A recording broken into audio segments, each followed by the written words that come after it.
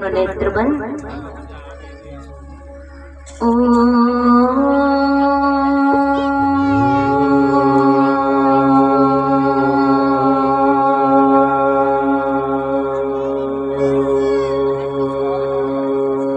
हरि हरि हरि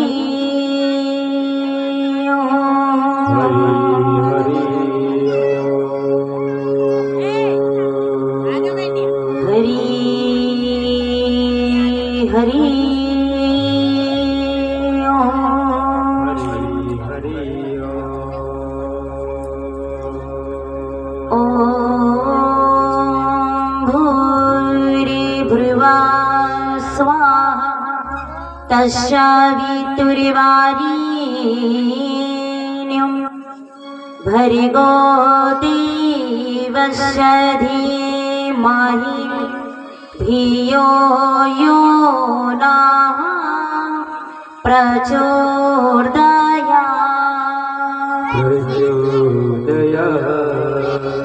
गुरुर्ब्रह्मा गुरुर्विष्णु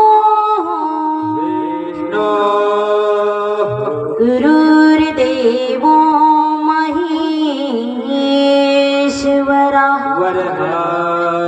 गुरुर्साक्षात् परब्रह्मा तस्मै श्री गुरुवे नमः। तस्मै श्री गुरुवे नमः। सच्चिदानंद रूपाय विश्व उत्याति हेतवे तापत्रे विनाशाय श्री कृष्णाय वयं नमः। श्री कृष्णाय वयं नमः। या देवी सर्वभूतेषु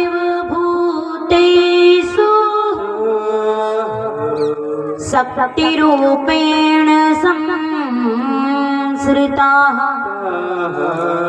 नमस्तस्यै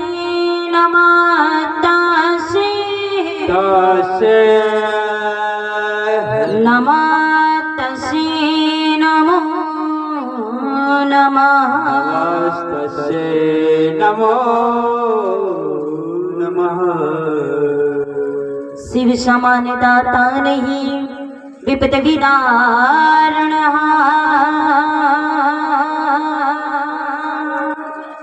अब लज्जा सबके राखियों श्री मृत्युंजय महंकार। अब लज्जा सबके राखियों श्री मृत्युंजय महाकाल। हरि ओम नमो भगवते वासुदेवाय।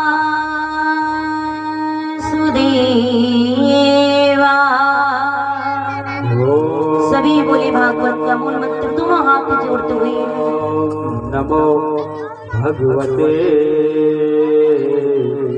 वासुदेवाय। हरि नमो भगवते वासुदेवाय।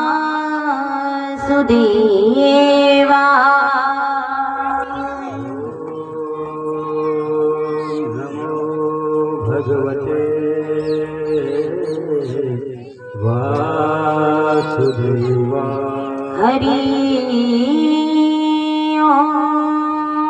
नमो भगवते वासुदेवाय।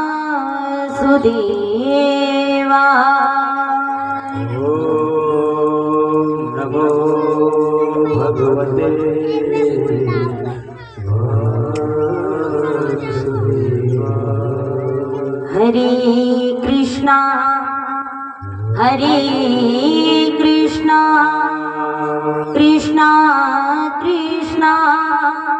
हरे हरे हरे राम राम राम हरे हरे कृष्णा कृष्णा हरे हरे राम राम हरे हरे।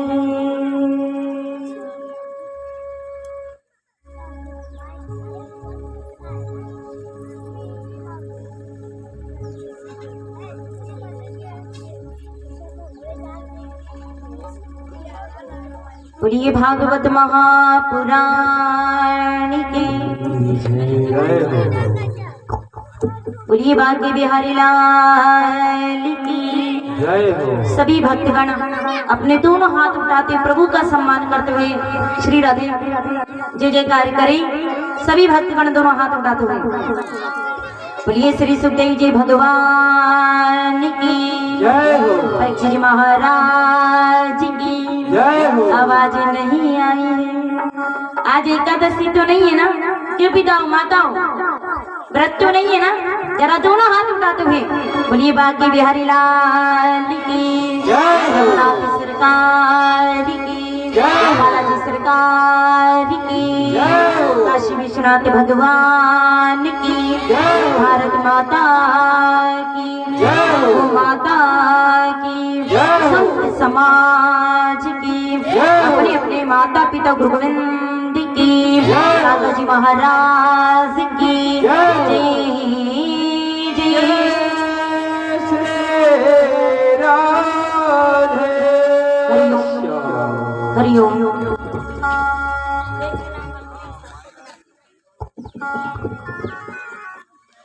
आइए सर्वप्रथम ज्ञान के दाता सद्बुद्धि के दाता विघ्न विनाशक श्री गजानंद महाराज जी के चरणों में व्यास पीठ से कोटि कोटि प्रणाम करती नमन वंदन करती हूँ। ज्ञान की देवी माँ वीणा वादिनी माँ सरस्वती माता जी के चरणों में व्यास पीठ से मेरा भाव भरा प्रणाम कोटि कोटि वंदन। श्री ब्रज बिहारी जी कुंज बिहारी जी श्री रमण बिहारी जी एवं राधा रानी जी के चरणों में व्यासपीठ से कोटि कोटि प्रणाम करती नमन वंदन करती हूँ। श्री रघुनाथ सरकार जी एवं बालाजी सरकार जी के चरणों में व्यासपीठ से मेरा भाव भरा प्रणाम। देव स्थान तपोभूमि श्री ताका जी महाराज जी के चरणों में व्यासपीठ से मेरा भाव भरा प्रणाम कोटि कोटि वंदन। कथा में पधारे समस्त भक्तगण श्री राधे अतिथिगण श्रोतागण विद्वंजन मेरे सारे पिताओं को दशरथ स्वरूप राम स्वरूप कृष्ण स्वरूप अर्जुन स्वरूप मेरे सारे पिताओं को व्यासपीठ से भाव भरा जय श्री कृष्णा। और आज सभी भाव से प्रेम से कहिएगा जय जय श्री राम। जय जय श्री राम। आवाज नहीं आई है पिताओ? जरा दोनों हाथ देखिए। 12 महीने के बाद 1 वर्ष के बाद आपकी वाणी श्रवण करने का अवसर मुझे प्राप्त होता है। आप अपनी मधुर मधुर मीठी मीठी वाणी सुनाते हुए दोनों हाथ उठाते हुए जय जय श्री राम। जय जय कथा में पधारी मातृ शक्तिया कौशल्या स्वरूपा उर्मिला स्वरूपा सीता स्वरूपा राधा स्वरूपा मेरी सारी माताओं को व्यासपीठ से भाव भरा जय श्री कृष्णा। आप सभी भाव से प्रेम से कहिएगा राधे राधे राधे राधे। आवाज नहीं आई है माताओ? जरा प्रेम से जय श्री कृष्णा। जय श्री कृष्ण। आइए सभी अपने मन को निर्मल बनाते हुए पावन बनाते हुए और अपने मन मंदिर में परमात्मा की प्यारी छवि को विराजित करते हुए सभी भाव से प्रेम से गाए और पुकारे और अपने जीवन को सफल बनाए।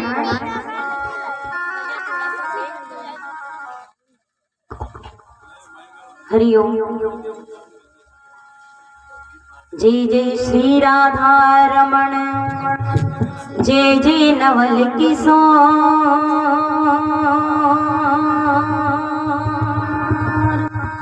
जय गोपी चित चोर प्रभु जे जे माखन चोर, जे जे माखन चोर, सब द्वारन को छोड़ के मैं आई तेरे द्वार। ओ वृषभान की लाडली रख ली जो मेरी लाज, रख ली जो मेरी लाज। जी राधा माधवे,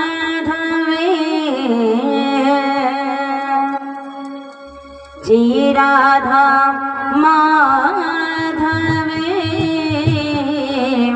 जी कुंज बिहारी, जी राधा माधवे, जी कुंज बिहारी।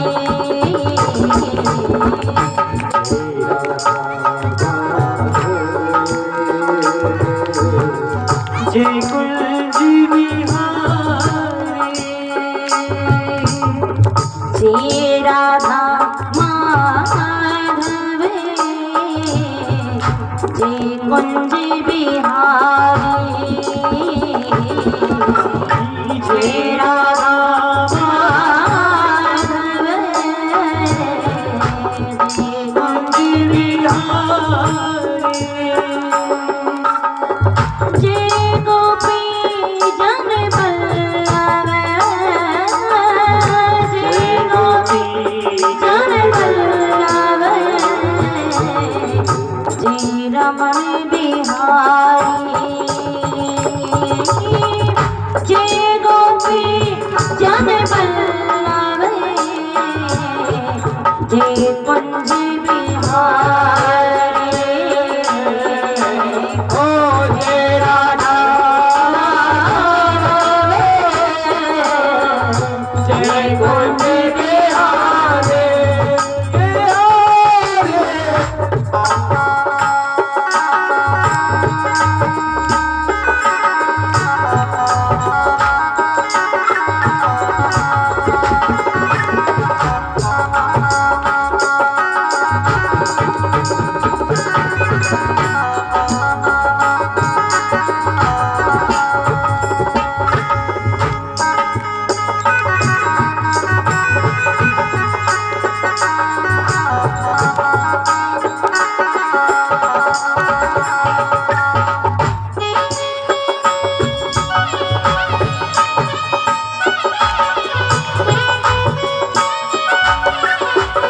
सभी भाव से मीठी मीठी ताली को बजाते हुए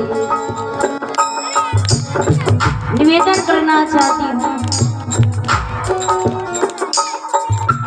कि परमात्मा ने ये अनमोल जीवन दिया है और ये अनमोल जीवन तभी धन्य होता है जब वाणी से परमात्मा का नाम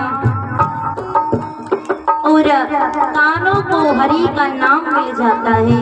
तो आइए आप हम सभी बड़े भाग्यशाली है, सौभाग्यशाली है, सभी ठाकुर जी का नाम लेते हैं मीठी ताली के साथ।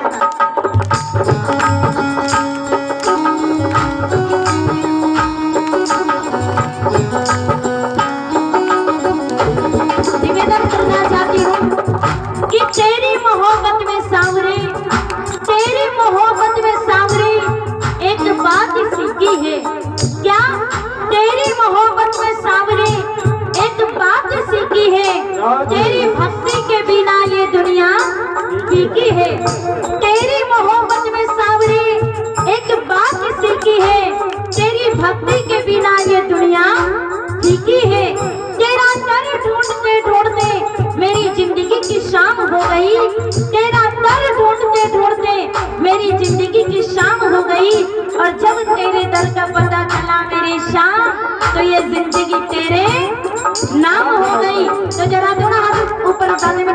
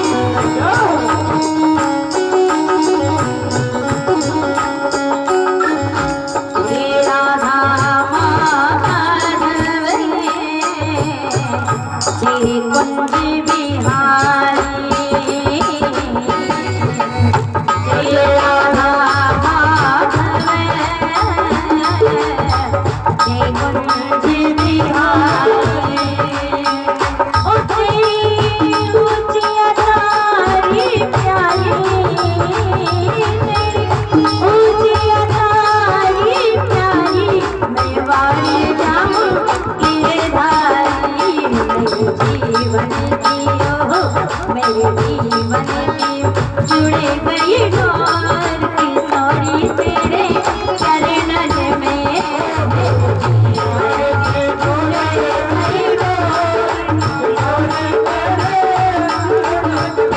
तो मैं देखना चाहती हूँ कि किन-किन के जीवन की डोर परमात्मा से श्री राधा रानी से रमण बिहारी से जुड़ी है। तो जरा हाथ खोल के मीठी ताली बजा दो।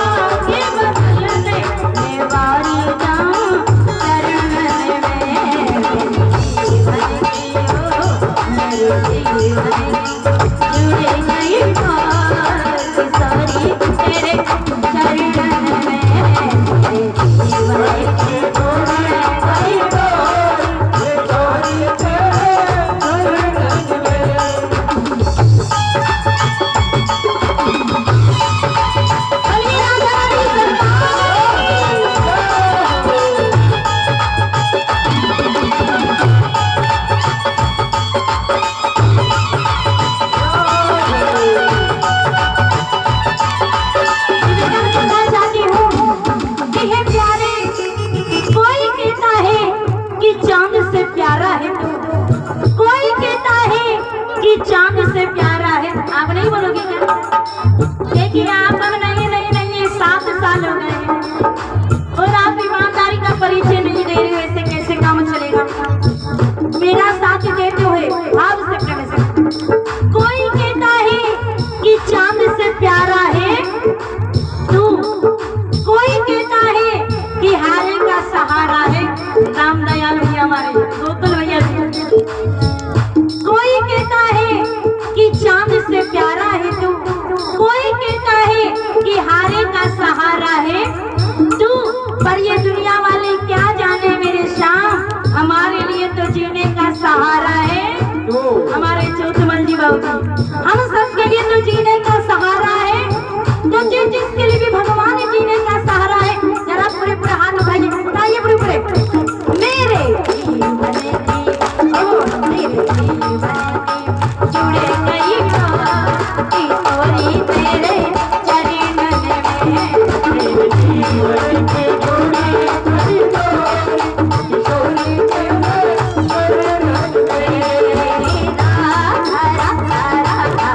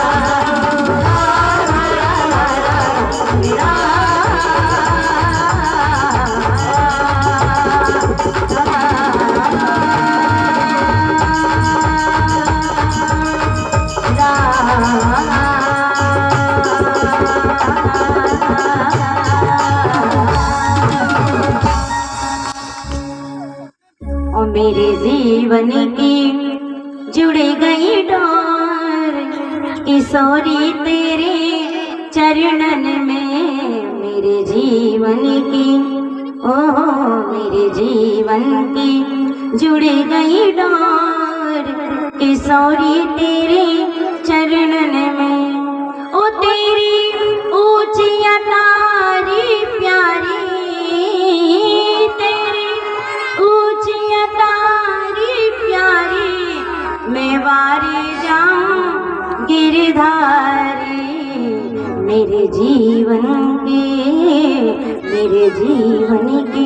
जुड़ गई डोर किशोरी तेरे चरणन में।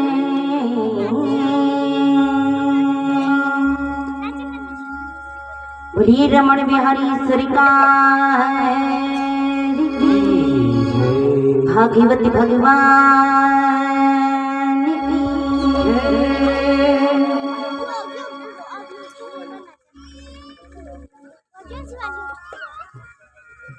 आइए आप हम सभी बड़े भाग्यशाली है, सौभाग्यशाली है जो परमात्मा की असीम कृपा से 2023 में भी ठाकुर जी की कथा करने का अवसर प्राप्त हुआ है।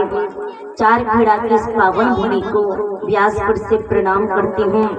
श्री काका जी महाराज जी के चरणों में, खामखेड़ा बालाजी सरकार जी के चरणों में व्यासपुर से प्रणाम करती हूँ।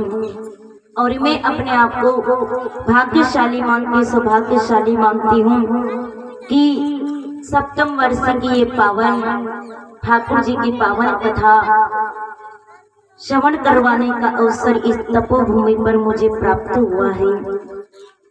क्योंकि जहाँ भागवत और ठाकुर जी का मिलन हो जाता है वहाँ साक्षात परम पिता परमात्मा का वास होता है।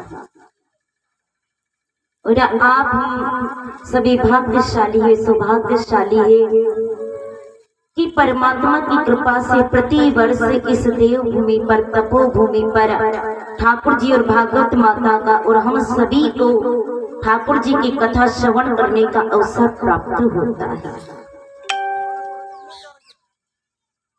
लेकिन व्यासपीठ से निवेदन करना चाहती हूँ, आप सब ज्ञानी हो, विद्वान हो, अगर यहाँ हम आकर के बैठे और ये प्रभु की कथा हो रही है तो करने वाले, करवाने वाले आप हम नहीं है, हम तो निमित्त है। लेकिन हम सब के ऊपर वो परम पिता परमात्मा की छत्र छाया है, वो हरि की कृपा है, परमात्मा की कृपा है, ठाकुर जी की कृपा है। अगर परमात्मा की कृपा, ईश्वर की कृपा, अगर उस नाथ की कृपा हमारे ऊपर और आपके ऊपर नहीं होती तो ना इस देव स्थान पर आप आकर के बैठते, न हम आकर के बैठते।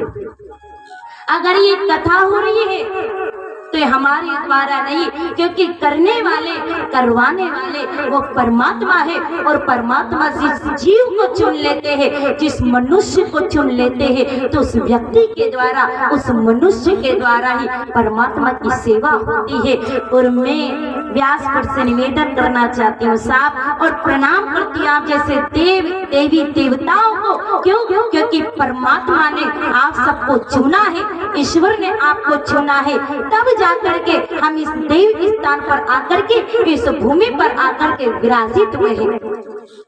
अगर भगवान हमें नहीं चुनते साहब, अगर उसकी कृपा नहीं होती, अगर उसकी नजर नहीं होती तो शायद ये कथा और हम आप भी नहीं होते। आप सब ईश्वर की नजर में हो, आपका पूर्ण और आपका परमात्मा आप पर उनकी कृपा, आपका परमात्मा पर रिजा है, उसकी दया, उसकी कृपा। और अगर उसकी कृपा हम पर और हमारे गांव पर नहीं होती तो शायद, वैसे तो 9वां साल है, 9वां साल, 2 साल गुरुजी पधारे इस देवभूमि पर और 7 वर्ष मैं आपके लिए बेटियों की कथावाची कथा नहीं हूँ। लेकिन ये मेरा अपना गांव है और मैं इस अपने गांव को ही अपना मानती हूँ। और कथा प्रांगण में जितने भी रसिक जन, भगवत जन उपस्थित हुए हैं ना, तो आप हम नए नहीं है, आपकी गांव की बेटी हूँ, क्योंकि आप लोगों ने गोद लिया है हमें। और अगर गोद नहीं लेते, आप अपनी बेटी नहीं मानते, बहन नहीं मानते, तो बताइए क्या आप हमें मकरान संक्रांति के पावन पर्व पर बुलाते? तो ये तो मेरा अपना गांव है और यहाँ के सारे माता पिताओं का स्नेह लाड़ प्यार मुझे 7 वर्ष से मिल रहा है। बस परमात्मा से यही प्रार्थना करती हूँ कि जो भाव आपके प्रति इन सारे भक्तों के हृदय में है ना, बस ऐसी कृपा बना करके रखें।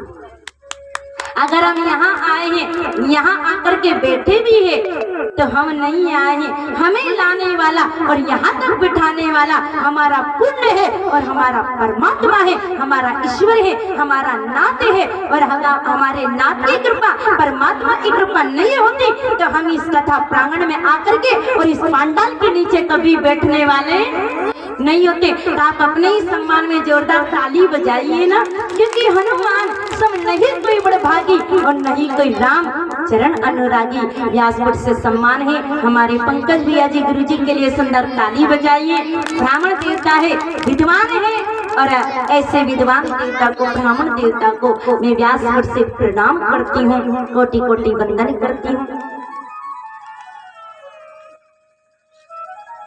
तो आपका पुण्य, आपका परमात्मा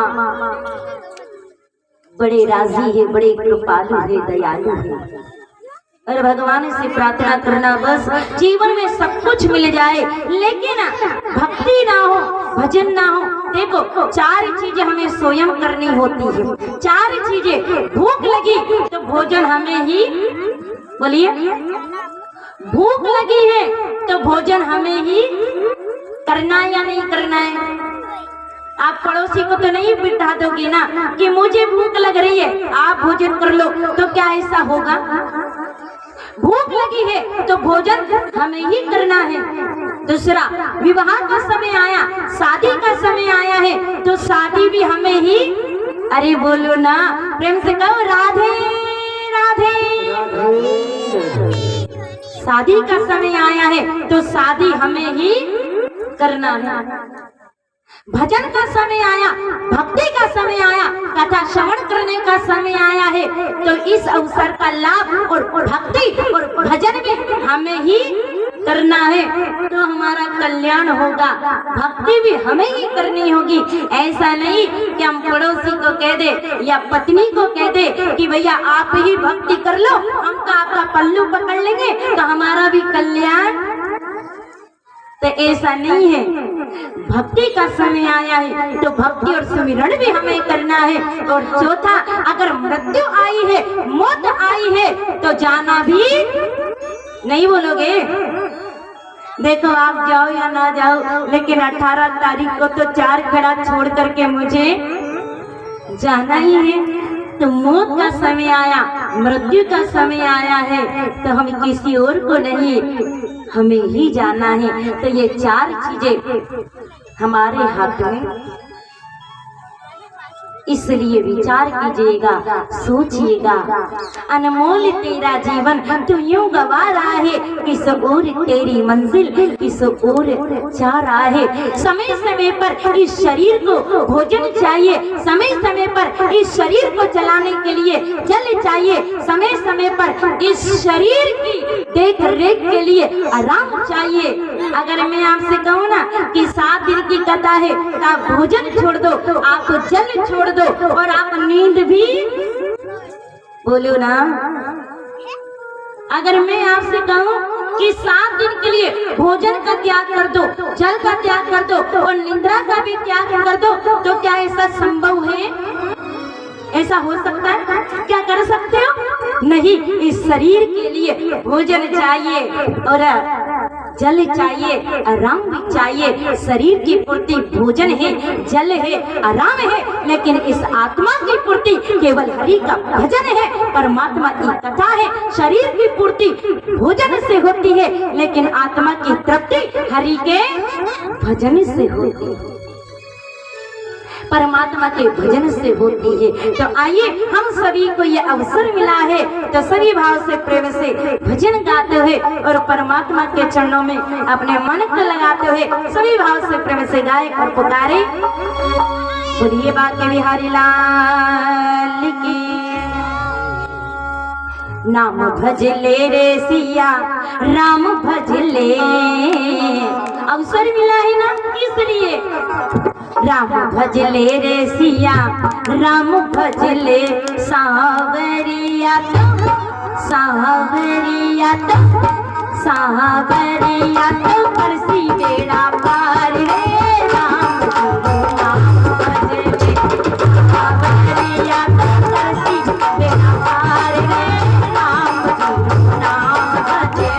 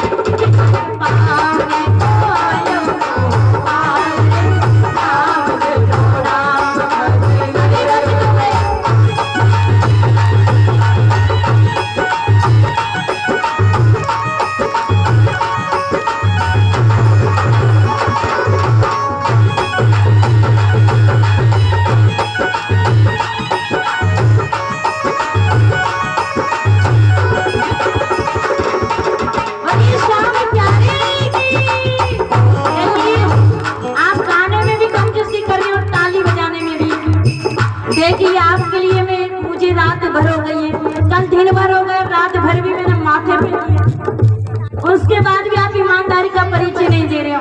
कल उज्जैन नगरी में तो पूरा पांडाल झूम रहा था साहब, और चार केड़ा की ये पावन भूमि ये मेरा अपना गांव है, और मुझे पता है यहाँ एक से बड़े एक कलाकार है ना।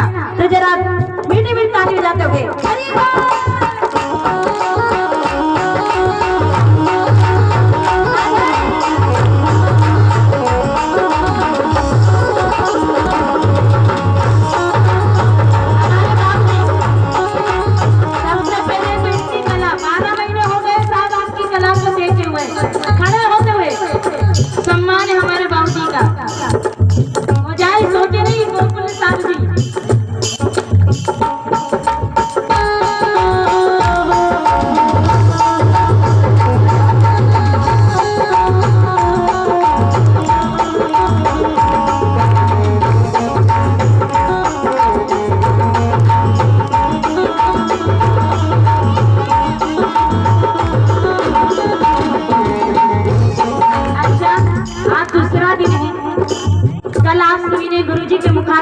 पिताजी के मुखार बिंदु से परमात्मा की पावन कथा का लाभ लिया था, और आज दूसरा दिन है और सिर्फ 5 दिन रहेंगे साहब।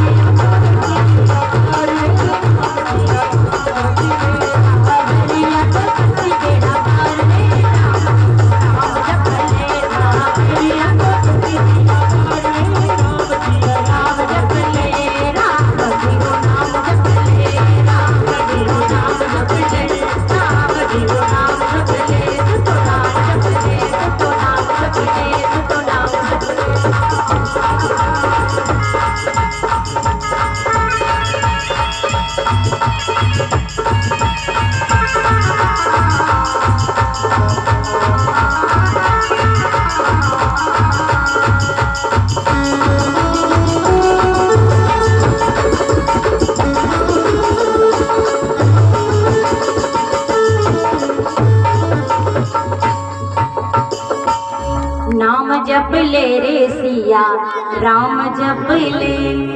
आप नहीं जपोगे क्या? भाव से नाम जप ले रे सिया नाम। हमारी एक बात समझ में नहीं आई रही है कि ना आप गारिया हो ईमानदारी से, ना ताली बजा रहे हो। आखिर बात क्या है? यही हो ना, यही हो ना। भाव से नाम जप ले रे सिया नाम जप ले, नाम जप ले रे सिया। अगर आप नहीं गाओगे ना तो आज की कथा यही हो जाएगी। नाम जप ले रे सिया नाम, नाम जप ले रे सिया। पिता मुंह में जर्दा तो नहीं है ना? सुपारी तो नहीं है ना? नहीं है ना? भाव से नाम जप ले रे सिया राम जप ले, नाम जप ले रे सिया नाम जप ले। सांवरिया तो सांवरिया तो सांवरिया तो सांवरिया तो करसी बेड़ा पार रे राम जीरो, राम जीरो राम। बोलिए बाकी बिहारी लाल की जय हो। कोई तन दुखी कोई मन दुखी, कोई तन दुखी कोई मन दुखी, कोई धन बिन रहते उदास, थोड़े थोड़े सब दुखी पर सुखी राम का दास। सियावर रामचंद्र की।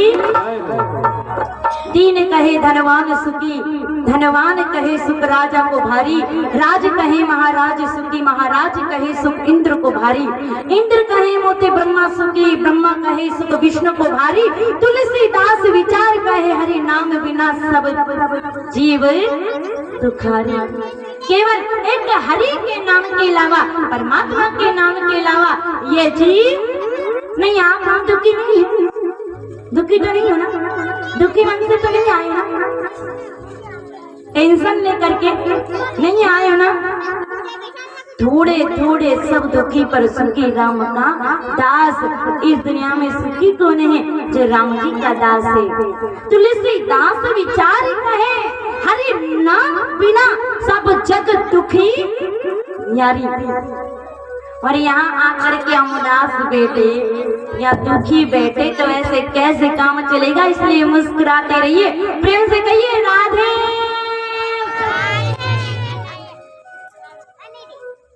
एक होता है सुख और एक होता है आनंद।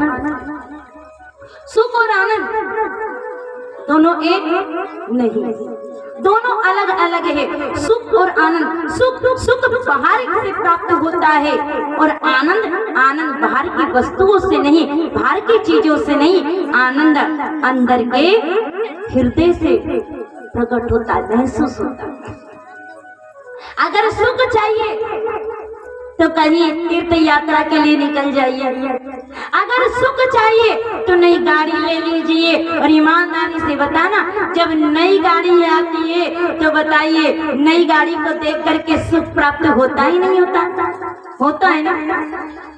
नई गाड़ी आई तो सुख प्राप्त हुआ। चलो नई गाड़ी की बात तो छोड़ो, लेकिन नई लाड़ी आई, अरे अब तो कहो राधे राधे राधे। नई गाड़ी आई सुख, लेकिन नई लाड़ी आई तो उससे डबल। हमारे राम दयाल भैया कह रहे काय को सुख दुख नहीं साहब, यहाँ तो परमात्मा की कृपा है। अगर दुख देने वाली होती तो ईमानदारी से बताना राम दयाल भैया, क्या भगवान की कथा होती या आप यहाँ आके बैठते? बोलिए भागवत भगवान की जय हो।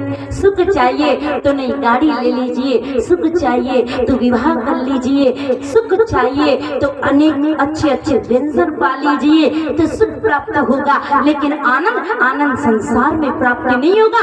आनंद अगर पाना चाहते हो तो इस कथा प्रांगण में आकर के विराजित हो जाइए और हरि का नाम ले लीजिए, परमात्मा के नाम की माला जप लीजिए। क्यों? क्योंकि आनंद घर में नहीं, आनंद बाहर नहीं, आनंद खेत में नहीं, ही आनंद कहाँ है? आनंद केवल यहाँ बैठने के बाद ही प्राप्त होता है। और ये आनंद राम का दीवाना बनना सबके बस की। चारखेड़ा गांव इतना छोटा नहीं है, मुझे भी पता है, बड़ा गांव है, लेकिन उपस्थिति धीरे धीरे बढ़ाएंगे सब लोग। ये तो पावन भूमि है। अरे सारी माता पिता काम काज का भी समय है, लेकिन परमात्मा एक कृपा को पा करके सभी हरि कथा में पधारेंगे, ये मुझे पूरा विश्वास है। और इस सप्तम दिवस में तो पूरा पांडाल भी पेट होगा, ये भी मुझे पूर्ण। आपको नहीं है क्या? है ना? तो प्रेम से कहो राधे। आनंद आनंद केवल यही प्राप्त होता है, और आनंद केवल भगवान के नाम है। और जिसको ये आनंद मिल गया ना, आइए आज द्वितीय दिवस की पावन कथा में अमर कथा का वर्णन बताया है। क्या आनंद है? जो आनंद मीरा माता को, शबरी माता को, कर्मा माता को, विद्राणी माता को, सुलभा को जो आनंद प्राप्त हुआ है ना, वही आनंद हमें आपको भी प्राप्त हो रहा है। आज देव ऋषि नारद जी मन में विचार कर रहे हैं कि दुनिया में ऐसा कोई रिश्ता नहीं देखा जहां आपस में प्रेम बना हो।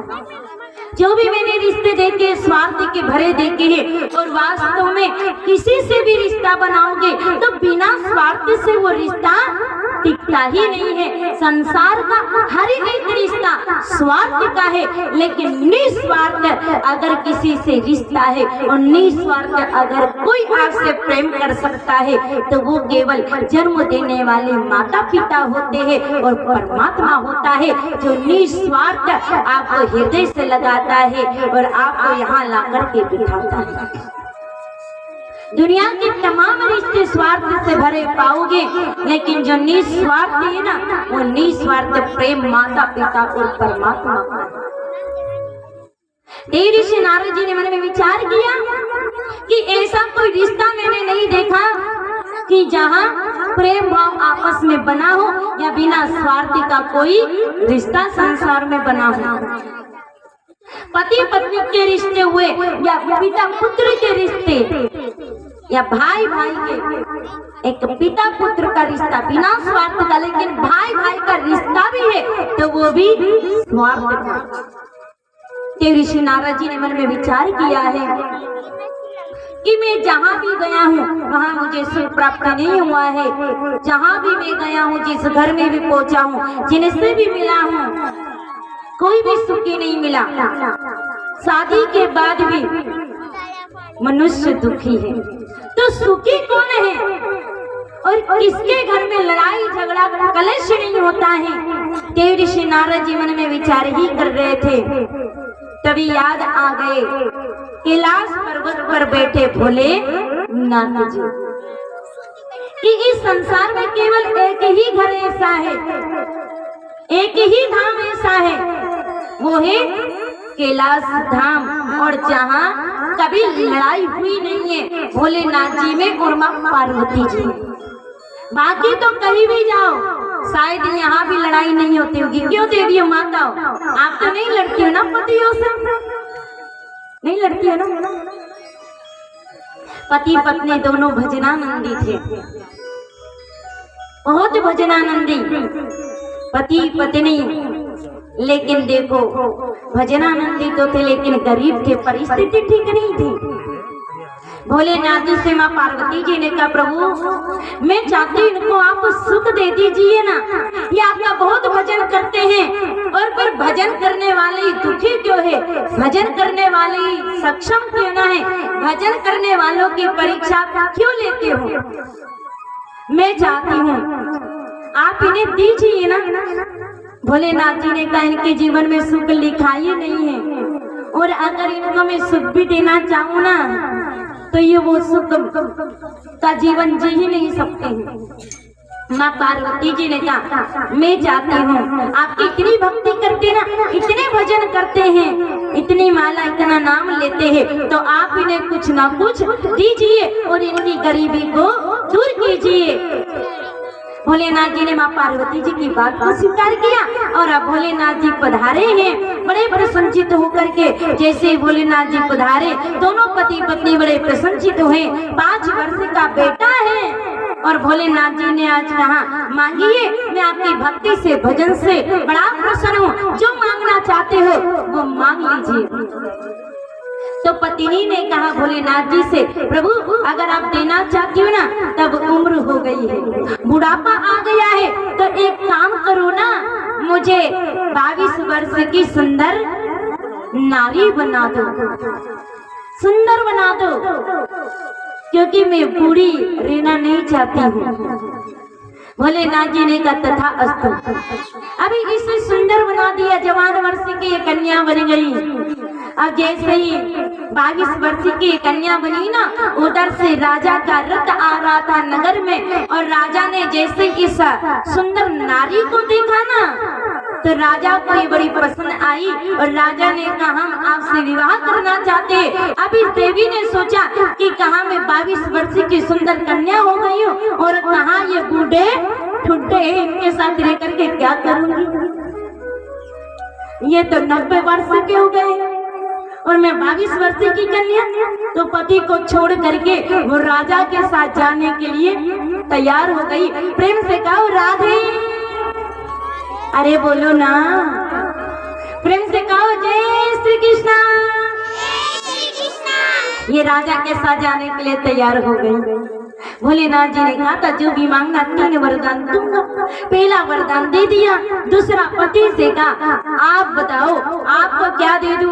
अब इससे बड़ा क्रोध आया कि मैंने इसके लिए क्या नहीं किया, जो भी मांगा वो लेके आया, सारी इच्छा सारी डिमांड मैंने पूरी की, लेकिन मैं बूढ़ा हो गया, ये जवान हो गई, तो ये मुझे छोड़ करके जाने के लिए राजा के साथ जाने के लिए तैयार हो गई।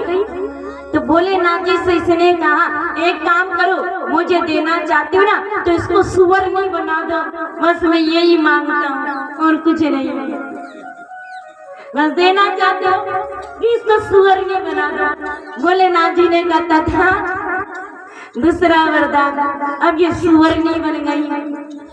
अब 5 वर्ष का बेटा है, बेटे से कहा तीसरा वरदान आप मांग लो। अब बेटा पिता को देके माँ को देके बड़ा दुखी हो गया, तो भगवान से कहने लगा प्रभु एक काम कीजिए, आप देना चाहते हो ना तो मेरी माँ जैसी थी ना पहली, वैसे ही इन्हें बना दो, ये तीसरा वरदान मैं यही मांगना चाहता हूँ। भोलेनाथ जी ने कहा था अस्तु, तो इसे सुवर्ण से फिर से बूढ़ी अम्मा बना दिया। प्रेम से कहो राधे। भोलेनाथ जी ने तीनों को वरदान दिया, लेकिन विचार ये करना है, सोचना ये है, अवसर मिला था 3 वरदान मांगने का, लेकिन मांगा भी तो क्या मांगा, जरा विचार करना। हम भी भगवान के सामने जाके खड़े होते हैं तो हम भी क्या मांगते हैं, आरती की थाली हाथ में है और हम आरती में गाते हैं ना, क्या गाते हैं, सुख समृद्धि घर आवे, प्रभु कष्ट मिटे तन का, प्रभु कष्ट मिटे। आरती में गाते हैं ना हमारे पंकज गुरु जी के साथ, है ना, सुख संपत्ति घर आवे। कितने बुद्धिशाली हम, कितने बुद्धिशाली। हे प्रभु सुख संपत्ति, सुख भी देना और साथ में संपत्ति भी आपको नहीं चाहिए क्या, चाहिए ना, सुख भी देना और साथ में संपत्ति भी देना, सुख संपत्ति देना, लेकिन जीवन में कभी दुख, प्रभु कष्ट मिटे। सुख देना संपत्ति देना, लेकिन कष्ट कभी भी मत देना। लेकिन निवेदन करना चाहती हूँ, अगर वो परमात्मा कष्ट नहीं देता, दुख नहीं देता, तो बताइए कौन भगवान को याद करता, कौन भगवान के गुणगान करवाता, कौन हरि कथा करवाता। अगर भगवान हमें सुख ही सुख दे देते और दुख नहीं देते, तो बताइए क्या भगवान की कथाएं होती, क्या भगवान का नाम होता। लेकिन हम भगवान से क्या मांगते हैं? व्यासपीठ से निवेदन करना चाहती हूँ, भगवान से कुछ मांगो या ना मांगो, लेकिन भगवान को भगवान से मांग लेना तो इस जीव का कल्याण हो जाएगा। तो आइए हम सभी भाव से मांगे। और क्या मांगे? यहाँ बैठने के बाद मुझे दे दो भजन वाली वही माला, हरि दे दो भजन वाली। अच्छा, कौन कौन मांगना चाहते हैं? जो भी मांगना चाहते हैं पूरे हाथ उठाइए, एक बार उठाइए ना, दोनों हाथ। बोलिए रघुनाथ सरकार की। मुझे दे दो भजन वाली वही माला, हरि दे दो भजन वाली वही माला। मुझे दे दो भजन वाली वही माला, हरि दे दो भजन वाली वही माला। आगे भाव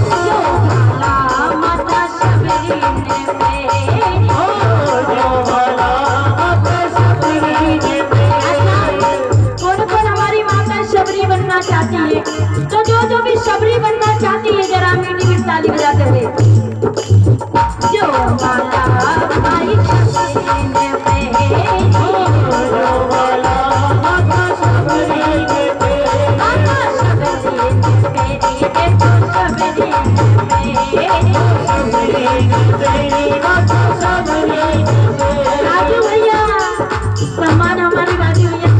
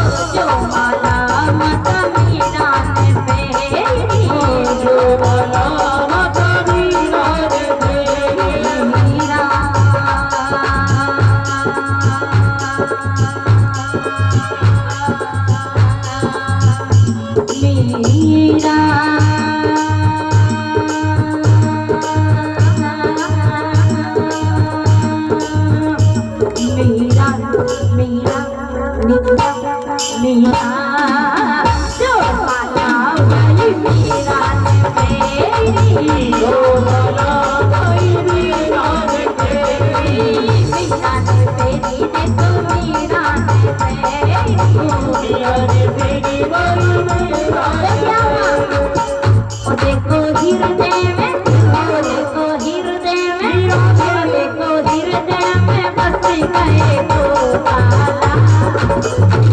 देखिए जब मीरा माता के हृदय में गोपाल बस सकते हैं तो क्या आप में हमारे हृदय में नहीं बस सकते हैं? ऐसे नहीं, जरा पूरे पूरे हाथ उठाइए, उठाइए पूरे पूरे हाथ ऊपर उठाते हुए, वो देखो हृदय में बस गए गोपाला, हरि के भजन वाली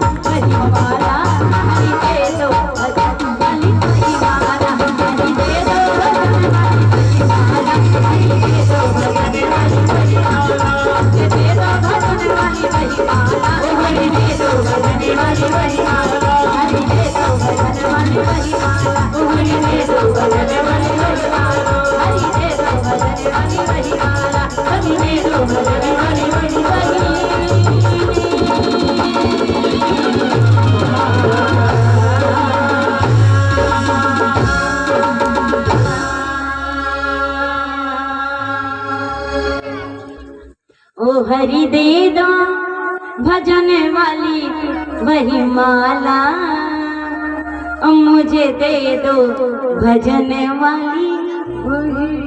जब तक यहाँ बैठे हो तब तक भगवान से मांग लीजिए। क्या यहाँ बैठने के बाद मुझे दे दो, यहाँ बैठे हो और घर जाने के बाद मुझे दे दो काम वाली वही माला, हरि दे दो। काम वाली नहीं, लेकिन यहाँ बैठे हो ना देवी हो, तो यहाँ बैठ करके क्या मांगोगी? काम वाली माला। मुझे दे दो भजन वाली वही माला, हरि दे दो भजन वाली वही माला। वाजी मुझे दे दो भजन वाली वही माला, हरि दे दो भजन वाली वही माला। तुम्हारे मारी बात पाले पड़ी रही है, देवी हो माता हो, बोली मारी बात तुम्हारे पाले पड़ी रही है, समझ में आएगी है। अरित भाव से जो माला बाई मीरा ने फेरी, मीरा ने फेरी, माता मीरा ने फेरी, देखो हृदय में, ओ देखो हृदय में बस गए गोपाला, हरि दे दो भजन वाली वही माला। ओ देखो हृदय में बस गए गोपाला, हरि दे दो भजन वाली वही माला।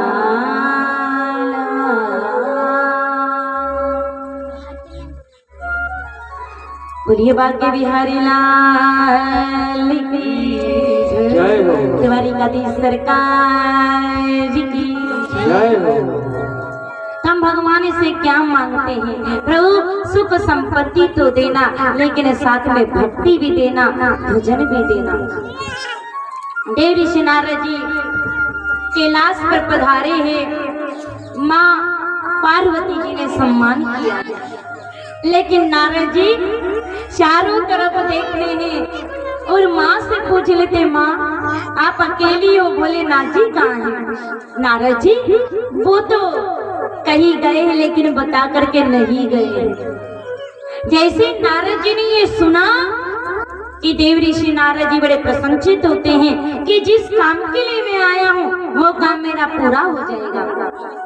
क्योंकि नारद जी की तो विशेषता है पिताओ, पहली विशेषता जिस घर में कभी लड़ाई नहीं हुई और नारद जी के कदम पड़ समझ लेना उस घर में लड़ाई होना, अरे बोलो ना, पक्की बात।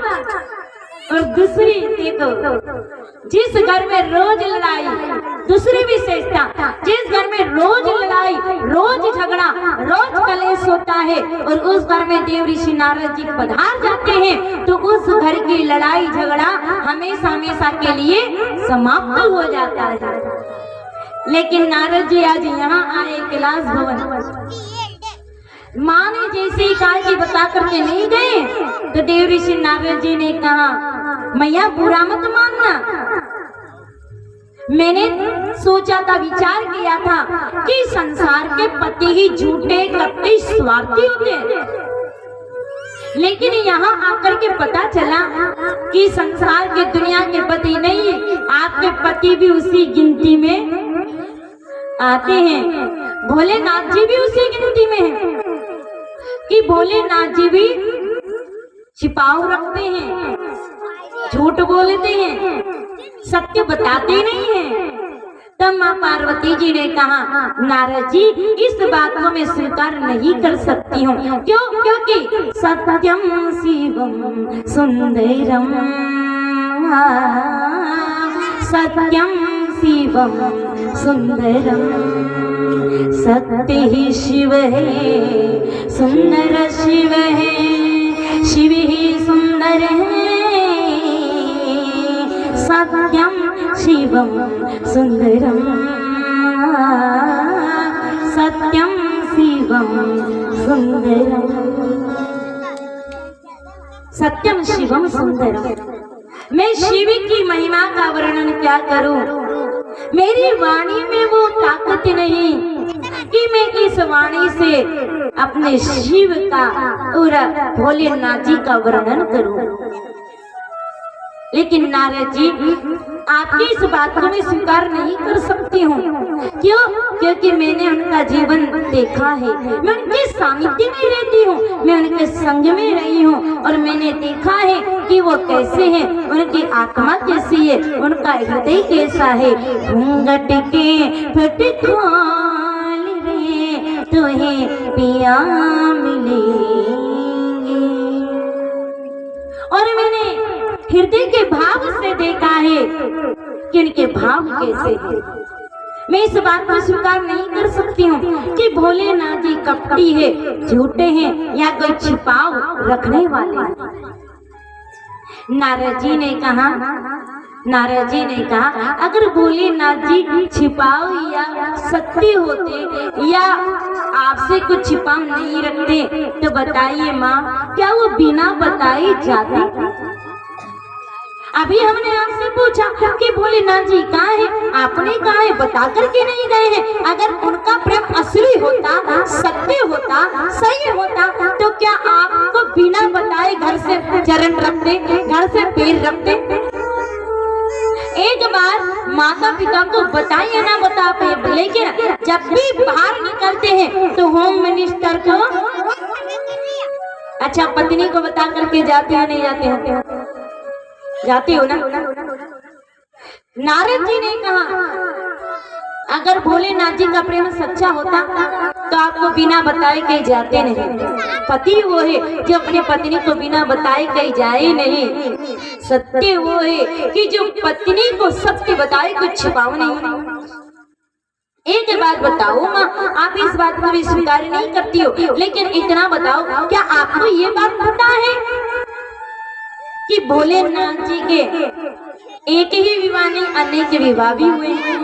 माता पार्वती जी ने कहा नहीं, और मैं इस बात को कैसे मान सकती हूँ, कैसे स्वीकार कर सकती हूँ, ये भी मुझे पता नहीं है। नारद जी ने कहा, अच्छा एक बात बताओ, जो गले में मुंड की माला पहनी हुई है, उस मुंड की माला का रहस्य आपको पता है? क्या आप जानती हो कि मुंड की माला गले में क्यों धारण करते हैं? माता पार्वती जी ने कहा, हमें ये भी नहीं पता है। नारद जी ने कहा, बस माँ, तो इस बात को हम नहीं मान सकते हैं। क्यों? क्योंकि भोलेनाथ जी भी संसार के जगत के पति जैसे हैं। क्यों? क्योंकि पहली गलती बिना बताए गई है। दूसरी गलती ने कहने की विवाह वो ये भी नहीं बताया, और तीसरी गलती कि जो गले में मुंडी की माला पहने हुए हैं उसका रहस्य अभी तक आपको बताया नहीं है, और आप कैसे कहती हो कि भोलेनाथ जी हमसे कुछ छिपा। और जैसे ही माँ पार्वती जी ने ये सुना ना, अब तो माँ पार्वती जी की बोलती बंद हो गई। क्यों? क्योंकि माँ पार्वती जी को ये तीनों के बारे में पता नहीं था। माँ पार्वती जी ने नारद जी के हाथ जोड़े और हाथ जोड़ करके कहा, नारद जी मैं आपको धन्यवाद देती हूँ कि आज आपने मेरी आँख खोल दी। प्रेम से कहो राधे राधे राधे। आज आपने मुझे जगा दिया, नहीं तो हम तो सोच रहे थे कि जैसा नाम है ना भोलेनाथ जी का वैसा ही काम है, जैसा नाम है भोले, और मैं सोचती थी कि इनके जैसा भोला और कोई दूसरा हो ही नहीं सकता, लेकिन आज पता चला है मुझे। आने दो भोलेनाथ जी को। जैसे नारद जी ने ये सुना, अब नारद जी तो बड़े प्रसन्नचित्त हो गए कि जिस काम के लिए मैं आया था वो काम मेरा पूरा हो गया है, मेरा संकल्प पूरा हो गया है।